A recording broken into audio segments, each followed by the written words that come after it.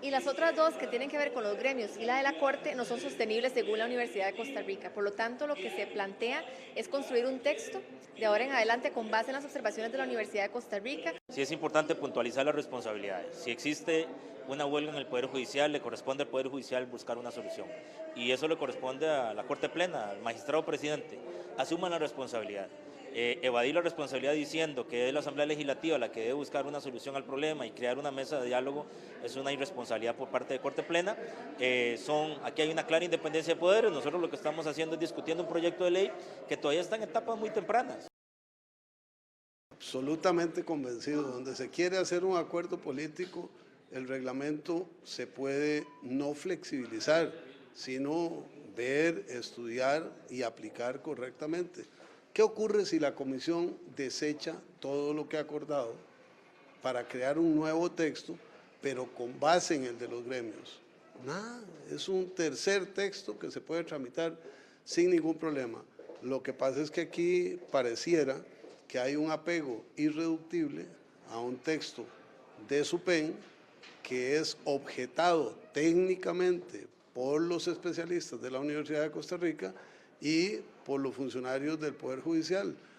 Quien intente pasar esta ley a golpe y porrazo se garantiza un fracaso absoluto. Nosotros, como hemos dicho desde un inicio, nosotros sabíamos que incluso el proyecto de gremios tenía que ser modificado con respecto a las conclusiones de la Universidad de Costa Rica. Entonces creemos que es una posición intermedia que nos permita trabajar conjuntamente, pero que quede expresamente autorizado en la comisión de que en una comisión que sea redactora de ese nuevo proyecto participe desde el día cero la representación gremial para la construcción de ese proyecto. Sí, solo si esas condiciones se dan, entonces por supuesto que estaríamos de acuerdo. Bien, y en otra información, la diputada Marcela Guerrero del PAC denunció en el plenario legislativo que ha recibido llamadas anónimas que la amenazan de que será investigada por faltas a la ética. Sin embargo, ella aclara que cuando fue vicepresidenta del Congreso, los 2 viajes que realizó fueron cubiertos los costos por ella misma. Aproveché porque he recibido en el último mes y medio unas llamadas y insinuaciones sobre que me están investigando, que están buscando cosas en mi vida personal. Yo hoy presenté 2 temas que por faltas a la ética, y en ese sentido uno tiene que adelantarse a estas cosas justamente para evitar. Creo que yo no voy a decaer en mi posición o en las posiciones que he mantenido, ni por chantajes ni por llamadas anónimas. De ahí que yo prefiriera hacerlas públicas. Creo que muchas personas a veces son objeto de esto, puede ser simplemente un tema pasajero, pero sin embargo, cuando uno tiene que estar concentrado en su labor, creo que estos temas no tienen que ser objeto de liviandad, ¿verdad? Y hoy en la tarde yo lo que hice en el plenario fue mencionarlo, poner 2 temas por los que en algún momento puede malinterpretarse, adelantarme, ¿verdad? Uno tiene que ver con que siendo vicepresidenta representé a Henry en 2 viajes y yo pagué absolutamente todo, y otro tiene que ver con el carácter personal de mi despacho. Y yo preferí dejarlo sobre la mesa. Si esto trasciende, sí voy a, o si persiste, voy a personarme al Ministerio Público. ¿Cómo cuántas de esas llamadas son y si tiene idea del origen? El origen no, números privados y luego insinuaciones de personas que se me han acercado diciendo que tenga cuidado, que hay temas que son muy peligrosos, que aparentemente lo hacen de buena intención, y yo sinceramente no creo que solo a mí me haya sucedido, pero yo prefiero tomar acción. Una vez que se reanudó, ya pasando lo que es el trabajo de la comisión, la sesión de este miércoles en la noche, ¿qué avance hay? ¿Qué posibilidades hay de una salida? Mire, nosotros estamos, y yo pensé que venía a trabajar por el fondo del proyecto, sigue siendo el tema y la preocupación de compañeros y compañeras de esta Asamblea Legislativa, la huelga. Evidentemente, creo que estamos comprometiéndonos a pegarnos a un nuevo texto, porque la preocupación era volver, o el motivo de la huelga era volver al texto de los gremios, texto que en mi criterio y mi análisis tiene 15 puntos que me parece que no se acercan a la sostenibilidad que la Universidad de Costa Rica nos ha recomendado, contratada por la Corte. Y lo que vamos a hacer es construir un texto nuevo y llamar, ojalá una vez que se haya depuesto la huelga, pues ojalá que la gente del Poder Judicial tenga la voluntad de acercarse. Si nosotros tenemos que seguir trabajando, probablemente hoy, mañana, viernes, sábado y domingo, y el lunes ese dictamen va a estar terminado. Bien, y siempre sobre el tema de la huelga del Poder Judicial, el magistrado de la Sala Segunda, Orlando Aguirre, aseguró que la Corte Plena no ha analizado solicitar la ilegalidad de la huelga de trabajadores del Poder Judicial, quienes protestan ante la posibilidad de que se les recorte su pensión. Aguirre además aseguró que tampoco se ha conocido una propuesta elaborada por la Corte con la que se le ponga un tope más alto a las pensiones de los magistrados que el que proponen los gremios del Poder Judicial y la Superintendencia de Pensiones. El funcionario agregó que personalmente no está de acuerdo con que la pensión de los magistrados tenga un tope de 4 millones de colones, como lo proponen los sindicatos del Poder Judicial y los diputados. Hasta el momento, por lo menos a nivel de la Corte, no se habló de pedir ni destinar nada en ese sentido. En la Corte no se habló de ninguna propuesta, por lo menos mientras yo estuve en el pleno de la Corte. ¿Cree usted que es justo ese límite que le están poniendo a las pensiones de 4 millones de colones? Bueno, de 4 millones, bueno, mire, eso es muy relativo. Yo particularmente pienso, yo lo veo en lo que es mi persona, yo pienso que no es justo. Bien, y para hablar de este tema ya tenemos aquí en la mesa de RTN Revista a Ronald Segura de la Asociación de Fiscales y vía telefónica a Álvaro Ramos, directo de la Superintendencia de Pensiones. Vamos a empezar con don Álvaro. Buenos días, don Álvaro. Ayer se llegó a un acuerdo en la noche en la comisión que discute el tema de las pensiones del Poder Judicial y se acordó buscar un texto alternativo al de la SUPEN. Tal vez su opinión sobre esto, pues el que se venía justamente analizando era el texto que había propuesto la SUPEN. Buenos días. Sí, buenos días, sí. Muchas gracias. ¿Aló? Sí, lo escuchamos, don Álvaro, adelante. Muchas gracias, sí. Vamos a ver. Nosotros somos un órgano técnico en la SUPEN. Nosotros brindamos apoyo a todas las entidades que nos lo piden. La Asamblea Legislativa desde el principio nos dijo, vean, al final lo que queremos es implementar las propuestas de la Universidad de Costa Rica. Yo creo que hay que dar un poco de contexto por qué la SUPEN presentó un texto alternativo. En aquel momento la Universidad de Costa Rica solo habían presentado un informe parcial en el que indicaba que el proyecto gremial iba a ser insuficiente para arreglar la situación y había un temor de los diputados de la comisión que estaban en ese momento solo a 2 o 3 semanas de que se les venciera el plazo de la comisión para dictaminar. Ellos decían, vea, tenemos un problema, no nos van a entregar el informe final y ya nos dijeron que el texto que tenemos es insuficiente para resolver el déficit actuarial del régimen. ¿Puede usted, SUPEN, redactarnos algo que se acerque mucho más a resolver el régimen? Yo les dije, vean, en SUPEN tenemos nuestras propias mediciones, nuestras propias metodologías, no necesariamente van a ser iguales a la de la UCR, pero podemos redactar algo que estamos bastante seguros que cierra el déficit actuarial del régimen. Eso fue lo que hicimos. De todas maneras, la propuesta siempre se contempló que si eventualmente le extendían el plazo a la comisión, lo que iba a hacer la comisión era cambiarla por la de la UCR. Ahora, yo sí quiero aclarar que hay una serie de puntos del concepto de texto, digamos, texto de la SUPEN, texto de los gremios. A mí me gusta separarlo en 2 componentes. Uno, lo que yo llamo toda la descripción de gobierno corporativo. La forma en que la SUPEN redactó la parte de gobierno corporativo es una versión moderna, apegada a los principios OCDE. Por ejemplo, se definen las responsabilidades de la junta directiva, los requisitos que debe tener la junta directiva va el fondo, y entonces esos requisitos son que sea personal capacitado en temas de pensiones, pueden ser abogados, economistas, actuarios, lo que sea, pero que tengan dominio en la materia de pensiones y materia financiera. Entonces ese tipo de diseño de gobierno corporativo, de junta directiva, que es muy orientada a principios modernos OCDE. Entonces ese elemento, el estudio de la UCR no dice nada sobre eso, porque el estudio de la UCR es un estudio puramente actuarial. Entonces yo lo que había conversado con los señores y señoras diputados es, vean, a la hora de cambiar los parámetros, si SUPEN dijo 65 y la UCR eventualmente dice que con 63 es suficiente, pongan 63, eso no es ningún problema para la SUPEN, pero mantengan la redacción de algunos elementos que van más allá de los parámetros de edad, beneficios y eso, sino que tienen más que ver con una redacción jurídica.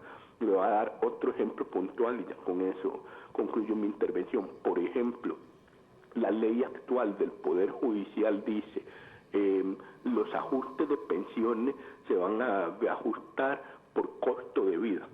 ¿Qué es lo que escribe el proyecto de la SUPEN? El proyecto de la SUPEN dice cualquier reajuste de las pensiones por costo de vida se hará con base en el índice de precios al consumidor que elabora el INEC, el Instituto Nacional de Estadísticas y Censo.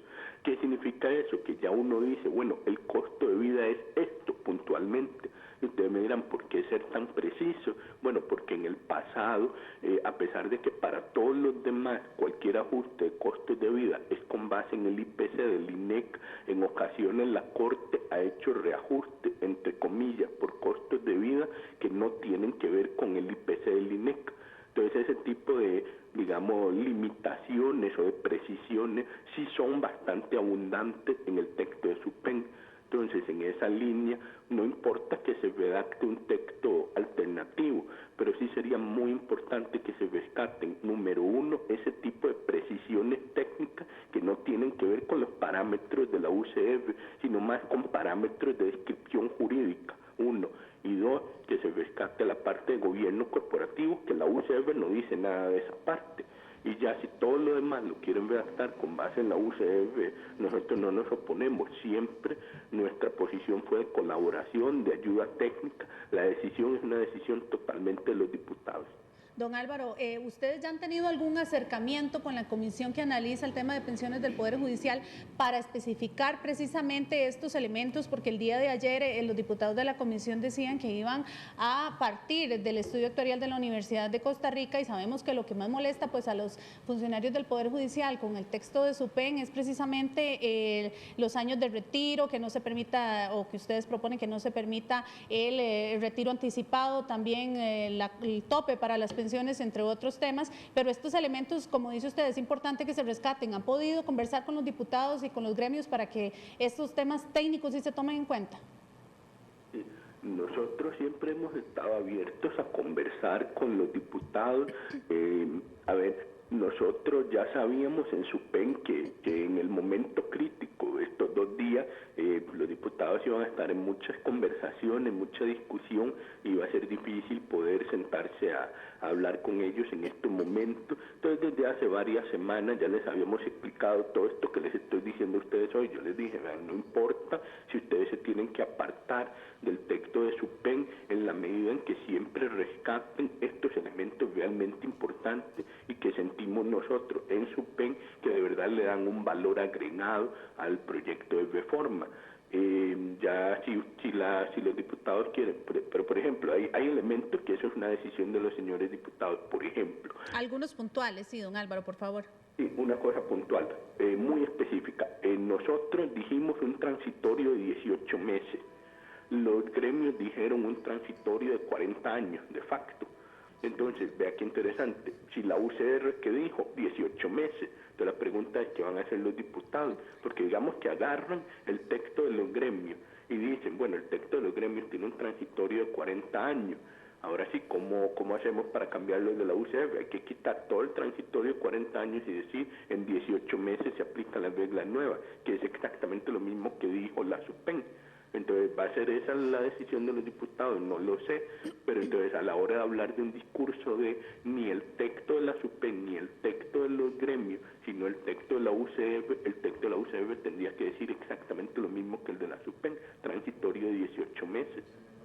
Excelente, don Álvaro Ramos, superintendente de pensiones. Muchísimas gracias por su intervención. Y bueno, como decía César, ya está con nosotros acá Ronald Segura de la Asociación de Fiscales y en unos minutos también Juan Carlos Ceviani de la Asociación de Trabajadores del Poder Judicial, y vía telefónica, porque no nos pudo acompañar por razones de salud, la diputada Marcela Guerrero. Don Ronald, muy buenos días, gracias. Muy buenos días, muchas gracias de nuevo por la invitación y por poder compartir con los televidentes. Sabemos que este programa tiene mucha audiencia a nivel nacional y vinimos aquí a explicar qué es lo que ha pasado. Sí, porque bueno, precisamente ayer en horas de la noche la Comisión de Pensiones decide acoger el estudio de la Universidad de Costa Rica para iniciar de ahí, y esperemos que antes del 31 de julio, que se vence el periodo, tener esto dictaminado. Ustedes no tomaron como muy buena posición que no estén los gremios dentro de este diálogo y de esa mesa. Le voy a explicar, ahora que está el superintendente en línea también. El proyecto que presentó SUPEN, eso es una barbaridad en un Estado de Derecho. La SUPEN, ahí mismo lo dijo don Álvaro, ellos son un ente técnico. No puede ser posible que una democracia, un ente técnico que después se va a favorecer de un texto, sea el que le lleve a la Asamblea el proyecto, porque además no tiene iniciativa de ley. Ese texto tenía dos agravantes gravísimas, y una victoria que tuvimos ayer fue casualmente sacar ese texto de la corriente legislativa. Señores costarricenses, la SUPEN quería cargarle todas las pensiones que ya se pagan en el Poder Judicial, las 3.000 pensiones, las pasaba a presupuesto nacional para que los costarricenses la pagaran. Ese texto no es ningún texto que pretenda ayudar a nadie. Don Álvaro Ramos, en febrero de este año, estuvo con José Piñera, el ministro de Trabajo de la dictadura de Pinochet, que anda privatizando los regímenes de pensiones en el mundo. Ayer nos decían, don Rodrigo Arias López, que hizo el estudio del IBM, también estuvo en ese foro en Costa Rica. Entonces, van a un foro a promover la privatización de las pensiones con un modelo chileno donde solo aporta el trabajador, y después vienen a querer privatizar los regímenes de reparto del sector público para trasladar el ahorro de los trabajadores, el ahorro público, a la banca privada. Las operadoras de pensiones privadas son entes privados, son sociedades anónimas, pagan tasas de interés ridículas y ese dinero se lo prestan a los bancos, y los bancos después los prestan en tarjetas de crédito a tasas hasta del 60% al pueblo. Eso no se ha dicho acá. El estudio de la UCR, ¿cuál es la molestia de nosotros? Igual que en el caso del IBM. Si en el IBM estaba Rodrigo Arias López, en el estudio de la UCR también, el que hizo la Corte, hay una persona que en este momento forma parte de una de las directivas de las operadoras privadas. Y a pesar de que el Fondo de Pensiones del Poder Judicial está creciendo a un 16.5% anual, 16.5%, nos quieren poner un estudio donde nos dicen ustedes van a crecer un 3%. Si usted va hoy al Banco Central, al Central Directo, y compra un certificado de depósito a plazo, el banco le está pagando 6.92. Y la OCR viene y nos dice, mire, ustedes tienen que aceptar que ustedes no van a ganar más del 3%. ¿A quién se le ocurre eso en un país? Y vea la irregularidad que hay en esto. Sacaron ayer el proyecto y dicen, vamos a trabajar en un texto nuevo. Nosotros pedimos estar en esa comisión por una situación muy sencilla. Ya sabemos que el texto ya lo negociaron con la SUPEN. Ya lo tienen listo, no van a redactar ningún texto nuevo. Nuevamente la SUPEN interfiriendo en un tema donde va a favorecerse la SUPEN por los fondos que supervise, porque la SUPEN cobra un canon por la supervisión. Y la SUPEN en este momento no está en la Corte porque hay una acción, porque se tuvo que presentar una acción legal, porque la SUPEN intentó embargarnos las cuentas de la Corte, un órgano que no tiene supervisión. La SUPEN tiene que tener en cuenta que es para operadoras privadas. Pero ahora quieren privatizar todo el sistema de reparto a nivel nacional. Y vea lo grave, en este foro de febrero participa uno de los que participan en el estudio de la Caja, Vejez y Muerte. Y si usted va a un foro a promover la privatización, ¿qué va a decir después usted en un estudio que analiza un régimen de reparto como el de la Caja? Eso es muy peligroso. Por supuesto que el país tiene que despertar ante esta situación. Y vea lo que está pasando el día de hoy. Primero, negocian con nosotros para que le demos vía rápida, porque eso fue una negociación que se hizo con los gremios, para que ustedes vean lo que es la Asamblea Legislativa. Y yo se lo dije aquí a Marcela Guerrero la última vez que estuvimos. Usted firmó el acuerdo con todos los gremios, ahí está su firma, y me dijo, bueno, es que uno se equivoca con la firma. Vea. Firmaron con nosotros un proyecto que es un estudio técnico que llevó 4 meses. Ahí está debidamente establecido lo que el régimen del Poder Judicial necesita. Lo sacaron de corriente legislativa. Meten ese texto de SUPEN. Ahora resulta que ya no es SUPEN, sino que ahora van UCR, que ellos saben que está mal, que la misma Corte ayer fue, don Carlos Montero, y les dijo, mire, ese estudio está mal, la Corte no lo va a aceptar. Entonces, vean qué falta de seriedad. El día de mañana llega la Administración del Mercado Central y les dice, mire señores, aquí hay un texto nuevo para las pensiones de la Corte y lo acogemos porque ya es la cuarta vez y los diputados no saben de qué están hablando. Don Álvaro Ramos no conoce el proyecto de la Corte. ¿A quién se le ocurre venir a decir que hay un transitorio de 40 años? Por Dios. No conoce la reglamentación de la OIT. Y esto es lo que pasa en este país, las cosas no se toman con seriedad. Ahora, el tema de las pensiones de la Corte es un tema que Naciones Unidas ha dicho es de independencia judicial. En Estados Unidos se hizo una enmienda a la Constitución para proteger la independencia de los fondos de pensiones de los jueces. Y esto se lo hemos dicho a ellos, mire, esto lo vamos a llevar hasta Naciones Unidas ante la Corte Interamericana, porque es una intromisión de poderes. Y eso es lo que ellos no han entendido. La reforma de pensiones de la Corte tiene que salir de la Corte, porque es un régimen independiente. Nosotros somos un poder independiente. No tiene que salir de diputados que ya van por el tercer intento, no saben, no conocen bien ninguno de los textos, ahora van por un tercer intento, y según ellos van a construir en 4 días, porque tienen tiempo, el domingo ya no pueden dar más prórrogas, en 4 días van a definir el futuro de 16,000 familias de Ahora, usted dice, don Ronald, que ya hay un acuerdo con la SUPEN por parte de los diputados. Ayer nos dijo don Carlos Montero que él, incluso la SUPEN ha estado conversando con él para este famoso nuevo texto alternativo. Sí, y por eso no nos dieron participación, porque si ellos nos dan participación en la comisión, ahí nosotros tenemos que construir el texto, y ellos no van a construir ningún texto. Ellos no van a estudiar nada. Y todos los magistrados están con ustedes en este tema. Bueno, yo no sé, algo que hemos defendido nosotros, porque yo no puedo involucrar a los señores magistrados, el fondo de pensiones de la Corte es de los empleados. Y los magistrados son empleados y yo sé que muchos estarán apoyando este proceso. Pero el tema de las pensiones sí los toca a ellos también. Sí, también. Y nosotros mismos en la Corte, en un acuerdo que se hizo, ese proyecto que presentamos a la Asamblea Legislativa fue un acuerdo con Corte. Los magistrados están de acuerdo en que hay que ponerle tope a las pensiones porque hay un voto de la Sala Constitucional. Entonces, ¿cómo la Corte no va a respetar sus mismos votos? Al día de hoy, pues obviamente hay cosas que hay que consensuar. Pero lo que se ha dicho es, bueno, mire, nosotros no podemos involucrar a los magistrados porque sabemos que ellos tienen que ir después a buscar la reelección a la Asamblea Legislativa. Pero nosotros como empleados sí tenemos que defender los ahorros. Todos tenemos más de 20 años de trabajar en ese Poder Judicial, de cotizar un 11% y además por un tema de independencia judicial. Es que es muy grave lo que está pasando en el país. Ayer se nos unieron 62 organizaciones sociales. Estaba todo Busco, estaba la AXA, estaba la ANDE, ya hoy se unió el Banco Nacional, ICE. Si no se pone atención a esto, yo le he dicho, hay una incapacidad del gobierno central, del presidente de la República, don Guillermo Solís, de poner atención a este tema. Tenemos 8 días en huelga y el presidente anda paseando por el país sin ponerle atención. Se le ha dicho, mire, póngale atención a esto, este es un tema de Estado, este es un tema de gobierno, hay una intromisión de poderes. El único que está por encima de los poderes es el presidente de la República. Ahora, don Ronald, vamos por partes. Ayer hubo 2 sesiones, una en la mañana, otra en la noche. Quería retomar algo que pasó durante la mañana. Comparecieron los gremios, compareció representantes de la Corte y ofrecieron datos del tema de rendimientos, el tema de superávit, y una de las cosas que señalaban, incluso con alguna molestia, algunos diputados, fue ¿por qué nos presentan esos datos hasta este momento? Parecían bastante molestos y decían como que ya no es tiempo para presentar datos nuevos y ponerse a analizarlos a esa altura del debate. Bueno, imagínense la contradicción tan grave. Ustedes hablaban de rendimientos mayores, hablaban de un superávit importante. Imagínense la contradicción tan grave que ellos incurren. Dicen, no es tiempo para presentar esos datos, pero en 4 días vamos a redactarles un proyecto sin conocer, porque ellos no conocen la parte técnica, se lo aseguro. Así como usted vio hoy al superintendente perdido con un transitorio de 40 años, los diputados están peor porque ellos no manejan el tema de pensiones. Entonces, por eso han venido redactando un texto alternativo que lo que quieren es presentarlo y ellos no quieren ver la parte técnica. Esto ustedes tienen que entenderlo. No hay un interés de mejorar el régimen de pensiones de la Corte, es simplemente un aspecto político. Ellos quieren ponerle el pie encima al Poder Judicial, no hay un interés técnico. Doña Marcela Guerrero no escucha ninguna razón.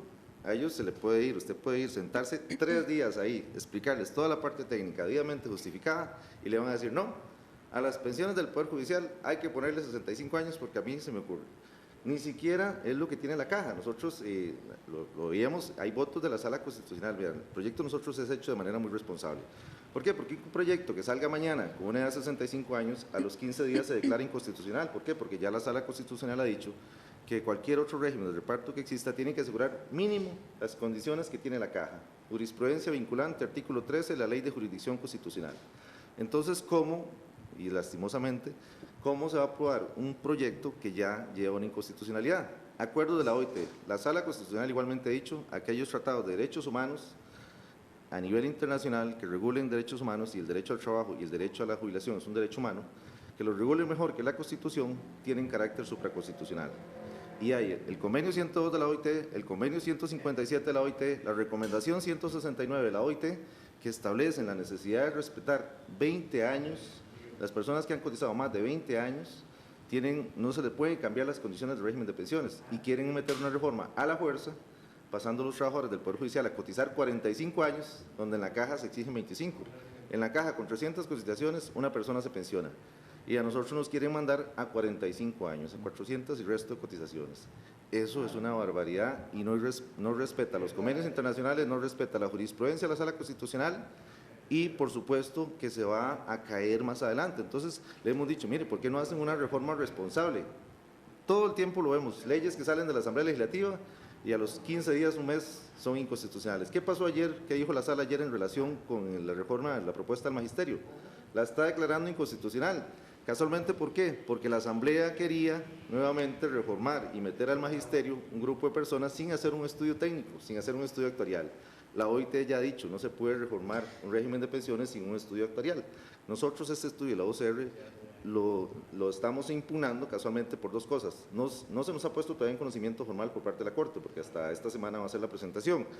Entonces, hay un actuario de estos que está ligado a una operadora privada de pensiones y que debió haberlo dicho desde el momento que inició el estudio, porque esa persona debió haber sido excluida del estudio.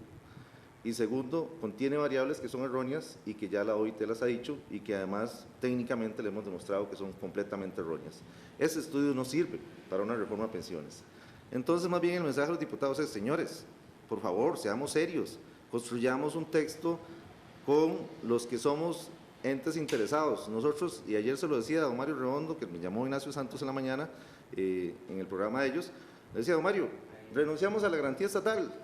A mí, a los demás gremios no nos interesa, porque nos dicen, es que si no, y es como asustar con la chaqueta al muerto, si no, a futuro los costarricenses van a tener que pagar las pensiones. No, eso no es cierto. El régimen tiene 78 años, es un fondo que crece al 16.5% anual, que casi ha duplicado las reservas que tenía en los últimos 4 años. Nosotros no tenemos problemas financieros y estamos planteando, sí, algunas cosas que están ordenadas en votos de la Sala, como el tope a las pensiones de los magistrados. Eso es un voto del 2010. Tenemos 7 años sin que ese voto se haga realidad, y la orden fue para la Asamblea Legislativa. Entonces, construyamos, sentémonos a negociar.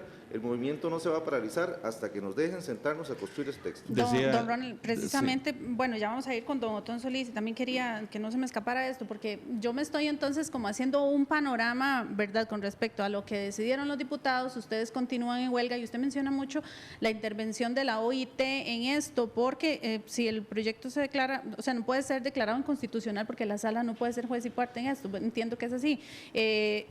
¿Serían ustedes, se irían a organismos internacionales y continuarían la huelga de que de aquí al domingo? Los diputados, pues habrá que ver qué pasa el día de hoy, pero ellos ayer en la noche dijeron que iban con el de la UCR, que usted dice ahora que es el mismo de SUPEN, que está maquillado. Exactamente, hay algo muy claro del trámite legislativo que ellos también lo saben, y hay que hablarle al costarricense con la verdad. Un proyecto en la comisión como esta, comisión especial, para que pueda ser dictaminado, tiene dos aspectos fundamentales: la publicación en la Gaceta, porque tiene que ser público, y segundo, la consulta, en este caso preceptiva a la Corte. Este juego político que ha tenido la Asamblea, al día de ayer se trajo abajo cualquier posibilidad de que esta comisión, lo que dictamine, sea válido. ¿Por qué? Porque ya se van a sentar supuestamente hoy a las 5 de la tarde y mañana a redactar el texto. Sábado y domingo, Imprenta Nacional está cerrado, además la Gaceta lo va a publicar. Entonces van a dictaminar algo que no está publicado en la Gaceta, que no está consultado a la Corte, y lo hicieron ayer simplemente para salirse de un problema que ellos tienen político, y que es básicamente que querían aprobar un texto donde se estaba liquidando el régimen de pensiones del Poder Judicial. Y eso la gente tiene que saberlo. Le iban a cargar al presupuesto nacional a todos los costarricenses el pago de las pensiones de la Corte. Cuando ya esto les reventó encima, porque saben que es completamente inviable, porque ya el mismo Ministerio de Hacienda les dijo, eso no se puede hacer, no tenemos plata, la Contraloría les dijo, eso no se puede hacer, entonces ahora dicen, y así fue la moción dijo, se va a redactar un texto nuevo, o sea, un texto nuevo es partiendo de cero, texto que nadie conoce, que no se ha publicado y que no se ha consultado. Entonces, esta comisión básicamente ya ayer sepultó la posibilidad de que el texto que salga de ahí pueda legalmente tener viabilidad en la Asamblea Legislativa. Y ahí nos parece a nosotros que es lo mejor que pudo pasar, porque tenemos que sentarnos nuevamente con la Asamblea Legislativa, ojalá con diputados más serios, y construir un proyecto que realmente ataque lo que nosotros queremos que se ataque del Poder Judicial, porque además hay algo importante que el costarricense tiene que saber: la reforma a pensiones del Poder Judicial está en la Asamblea Legislativa porque nosotros fuimos la que lo llevamos. Esto no lo llevó la SUPEN ni lo llevó Marcela Guerrero, no, nosotros mismos la llevamos porque sabemos que tenemos que hacerle algunas correcciones para que el sistema funcione, porque sabemos que hay un voto a la sala que nos obliga a ponerle tope a las pensiones, pero nosotros somos los que fuimos a la Asamblea y decirles, bueno, háganos esta reforma. ¿Qué pasó? Cuando llegamos ahí, metimos una cebra y ahora quieren mandarnos pero un usted dijo elefante. que tenían autonomía. Tenemos autonomía y así está establecido. Hay 2 resoluciones de Naciones Unidas que establecen el Fondo de Pensiones del Poder Judicial como parte de la independencia judicial, y son las resoluciones 4032 del 29 de noviembre de 1985 y la resolución 40146 del 13 de diciembre de 1985. Ahí se ratificó que este tema de las pensiones forma parte de la independencia judicial a nivel internacional y las condiciones de servicio y movilidad de los trabajadores judiciales. Entonces, se está incumpliendo también 2 convenios de Naciones Unidas al inmiscuirse el Poder Legislativo en un tema que corresponde estrictamente al Poder Judicial. Bien, ya tenemos también a vía live al diputado Otón Solís. Buenos días, don Otón. Usted no es parte propiamente de la comisión que analiza el tema de pensiones, pero ayer se llegó a un acuerdo de buscar un texto alternativo al que se estaba discutiendo. Tal vez su opinión sobre esto, lo que significa pocos días de que se vence el plazo para presentar o enviar esta reforma de pensiones. Buenos días. Buenos días. No, yo quisiera primero decir que me preocupa profundamente lo que está pasando. El país con razón está enojado y los magistrados de la Corte Plena en su gran mayoría se lavan las manos y no hacen nada. Y aparte de ineficiencia en el desempeño de su labor como patrones, no han llamado a una declaratoria de ilegalidad de la huelga, servicios esenciales no se están prestando. Esto es grave. Que no funcione el MOP o el ICE es grave, pero cuando es el Poder Judicial el que no funciona, es muy grave y los patrones, la Corte Plena no está haciendo nada. Y en parte es también porque la mayoría de estos magistrados están pensando en sus propios beneficios. De hecho, en el pasado se opusieron a hacer reformas. O sea, se trata de un caso de conflicto de interés, un tema ético profundo, al máximo nivel de la máxima autoridad que imparte justicia en este país. Así que el tema no es un tema baladí. Aparte de eso, se han opuesto en el pasado. Aquí la huelga de los funcionarios del Poder Judicial debería ser contra los magistrados que a tiempo no advirtieron y no se procedió a hacer las reformas que había que hacer. Y en relación con el tema en sí, no hay salida. Cualquiera que sea el proyecto base que se tome o lo que se haga, tienen que hacerse reformas importantes. Y yo aprecio el esfuerzo que ha hecho la comisión y a nadie debe engañarse. No se puede seguir con un régimen de pensiones en que las personas aportan a lo largo de su vida laboral porcentajes y que sin embargo a la hora de calcular la pensión solo se toma en cuenta los últimos 24 salarios y se aplique una tasa del 100% al promedio de esos 24 salarios. Eso no es sostenible porque la primera parte de la vida se contribuyó mucho menos. Un régimen de pensiones en que el número de cuotas no es suficiente. Tenemos que subir la edad, tenemos que subir las contribuciones, tenemos que modificar la base de cálculo, que no sea el 100% de esos 24 salarios, sino que sea menos. Y por supuesto que hay que poner límites a las pensiones multimillonarias, las ya dadas y las futuras. No hay salida, tenemos que hacerlo y la modificación es drástica, porque si no el déficit actuarial, es decir, traído a valor presente, lo que significa futuro, va a ser de cerca del 18% del PIB a precios de hoy.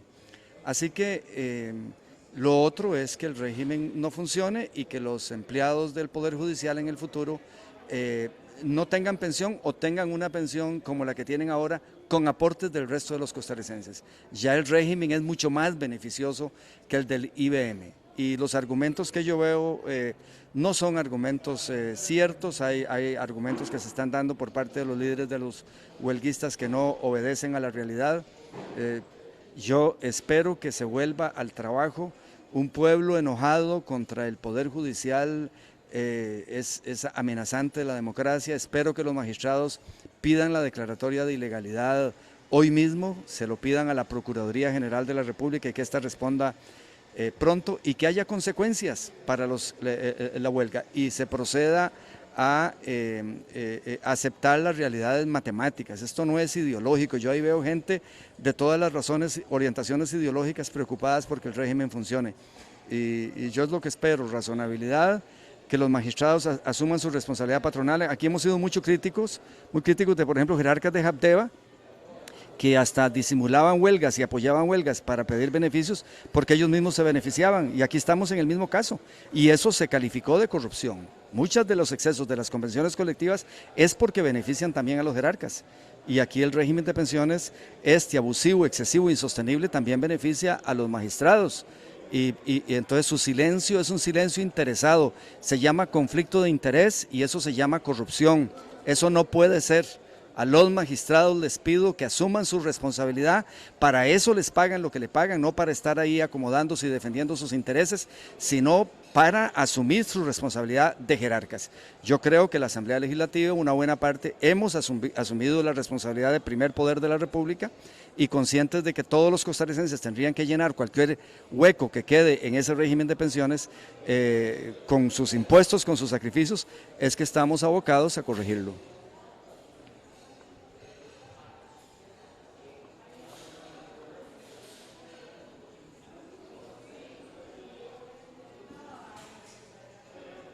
Interesado en que se privaticen las pensiones de los regímenes de reparto es el que le está presentando a la Asamblea Legislativa los proyectos, y que don Otón Solís defienda esa ética que defiende, pero que la defiende solo de la casa para adentro, no para afuera, y que entonces vea que no es posible que un actuario que en estos momentos forma parte de la Junta Directiva de una operadora privada de pensiones haga un estudio donde se recomiende barbaridades para un régimen de reparto público. Tampoco don Otón está informado de la parte técnica, ese es el problema. Y yo lo decía ayer, nosotros en la Corte no vamos a un juicio con lo que nos dice el diario Extra. Usted no puede ir a un juicio con lo que le dice el diario Extra. Y aquí los diputados opinan con lo que le dice la Nación. Imagínense, vea lo que dice don Otón. Hay que subir la edad, porque hay que subir el cálculo, porque son los últimos 2 años. Y eso ya lo tenemos nosotros incorporado en el proyecto. Eso es lo primero que llevamos. Y él no lo sabe porque no ha leído el proyecto de nosotros, porque no está en la comisión y se atreve a opinar sin leer el documento.